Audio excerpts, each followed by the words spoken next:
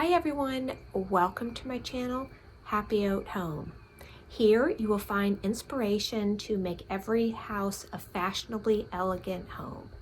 In addition to that, I try to provide useful tips on renovation, building, home decor, maintenance, all types of home renovation and lifestyle aspects of your life. Today, as part of my outdoor series, I would like to talk about maintaining and fixing a flagstone walkway. Well, I guess it really has more to do with how to fix a crumbling flagstone walkway. 5 years ago, our walkway in the front of our house, it was completely crumbling. All the stone was separating from the base, and we investigated and made the decision to repair it. And I want to go through the process because I get a lot of questions about repairing and maintenance and what is the best thing to do for long-term versus a short-term fix. I get a lot of questions about that. So I want to tell you what we did to fix our crumbling flagstone walkway. And in the end of the video, I will show you what it looks like now, 5 years later. Has it held up like it was supposed to? We'll take a look. We'll take a look at how it has held up over the last 5 years.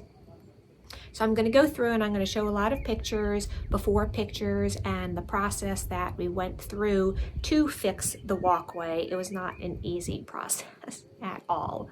If any of you have worked with contractors, we did not do it ourselves. We hired it out, but that contractor wasn't available, and then he ended up subbing it out, and the experience was not great, but we did get through it. The initial guy that we went with, he took responsibility for it, and he did make sure that everything was good in the end. So that is what we are going to be talking about today. I hope you get some useful tips from it. Please comment and like the video and subscribe and just chime in and say hi. Okay, let's get to it. Flagstone walkways, steps, and patios need maintenance and repair to renew the cracking mortar caused by repeated freezing and thawing. Once the mortar is cracked, moisture can seep in, and if not properly maintained, continued cracking will occur. If caught in time, repairing hairline cracks is not difficult. But unfortunately, ours was neglected for years and needed more than a small repair. We needed a complete overhaul of our walkway, and this is definitely going to be a big job. After considering various options, we decided to restore our walkway. The process will entail removing all of the flagstone and mortar, digging up the concrete, laying new concrete, and setting the flagstone in cement. Is this the most economical option? Yes and no. We consider this a long-term economical solution. By reusing the existing stone and digging up the old concrete, we expect to get another 13 to 15 years of use without major issues. The cheaper alternative is to just replace the mortar, which will only last a few years. In many areas of our walkway, the flagstone has completely separated from the mortar. The mortar has crumbled so badly the stones are loose and are no longer connected to the cement base. Some areas of the walkway were in okay condition, but if not addressed, they will continue to separate as well.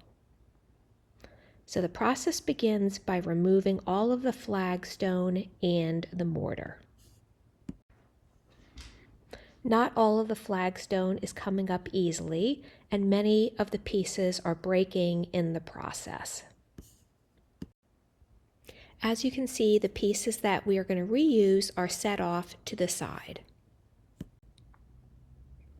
We were fortunate our contractor was willing to work with us to reuse the pieces that we already have.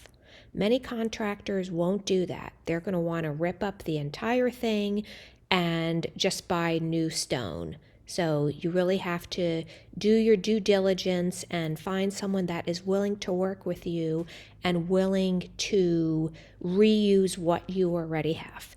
If you're doing it, of course, that's even great, but it gets more difficult with contractors because it's much easier for them just to rip everything up and start over and then buy new stuff and charge you more, of course. This picture shows what the concrete base looks like once all of the stone has been removed. And now we need to jackhammer that and lay a new base. So using a jackhammer, the concrete has now been broken up and we're left with a big pile of rubble. The new concrete base is laid. And as you can see, there are a bunch of footprints in there too. So the flagstone has been cleaned and now it is in the process of being laid back down, which does take a lot of time. It's a very consuming process. Many of the pieces need to be chiseled and recut to form a uniform, ununiform pattern, if you know what I mean. Working simultaneously, a new concrete base is mixed and applied to this area, while stones continue to be set in the front section of the walkway. Fresh cement is mixed and laid down under each stone. We did bring in a couple new pallets of stone. A lot of the pieces broke in the process and we didn't want a ton of small pieces, so we did bring in a new pallet, which did have a nice color variety in it, but we wanted to add more big pieces with the small pieces. It is important to have skilled professionals do a job like this. It can be a very complicated job and it's like putting together a big puzzle, and you do want to have people that know what they're doing. Next, the mortar has been mixed and is starting to be applied to the joints. It is looking good. Starting to put mortar on the rest of the walkway. As I said earlier, this project was done 5 years ago, and it was before we painted the house and the steps, as you can see in that picture above.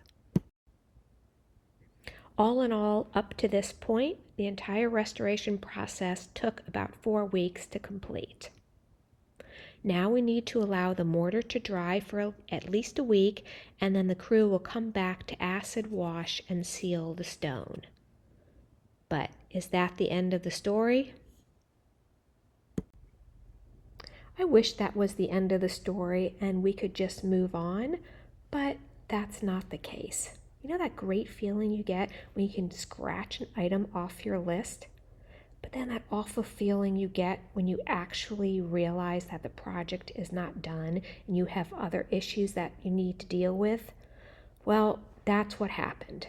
After we trimmed back some of those bushes that you see there along the left and the right side, I realized that the walkway was actually very crooked. I noticed that the edges of the front part of the walkway did not line up with the edges of the back part of the walkway. In fact, when I took a measuring tool out, there was actually a 10-inch difference between the width of the front section versus the width of the back section. And you could really see it when we pulled the bushes down as we were getting to redo our landscaping. And the correct fix for this is removing the stone on the right side of the back portion, laying new concrete, and extending the walkway further to the right so it aligns up with the front portion. Since we also had a misalignment on the left side, we cut off a couple inches of the walkway to even it up with the front part. The end result is a huge improvement in the appearance, and I was glad I had that difficult conversation with my contractor and he fixed it. So, is that the end of the story? So I wish I could say that that was the end of the walkway drama, but it was not. Once we got our new landscaping in place, I noticed that there was a big gap between the stone and the cement base. What is that all about? It wasn't noticeable when the old bushes were covering the area, but when they were cleared, it became very apparent that the cement base wasn't as secure as it should be. It seems like those gaps right there would be a great home for rodents, snakes, and other animals to hide. Not to mention issues with water getting into the cracks and crevices and all the problems that is going to cause. But a much bigger concern of mine was that I noticed that after only a year, that some of the mortar was already beginning to separate from the stone.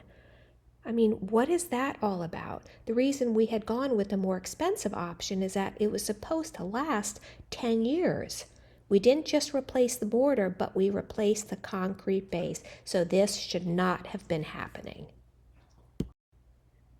But my contractor did take responsibility. He noticed it, knew it wasn't right, and he came in and he did fix it. He started taking off the old pieces and inserting new pieces and putting in a thicker and a harder mortar. And in addition, he fixed the area on the right side where the concrete wasn't level with the stone, and he patched that, and that looks a lot better as well. A lot of the pieces were pulled up and had to be put back down. And actually, to tell you the truth, what I think the problem was is that when they did the acid wash, it caused the cracking. So that is something to be aware of, that if your contractor does do an acid wash, to be very careful, because if the mortar is already down, it could ruin the strength of the mortar and cause cracking. So something to pay particular attention to if you are having this done by a contractor, or even if you're doing it yourself. So after all that, this is what it looks like after my contractor finished all the work. And we had the landscaping pulled out and we put some new sod in, and everything was great. So now I'm going to show you what it looks like today. These are some pictures from the past, and now I'm going to go and show you what it looks like today, 5 years later. Okay, here we are 5 years later, and this is what the walkway looks like.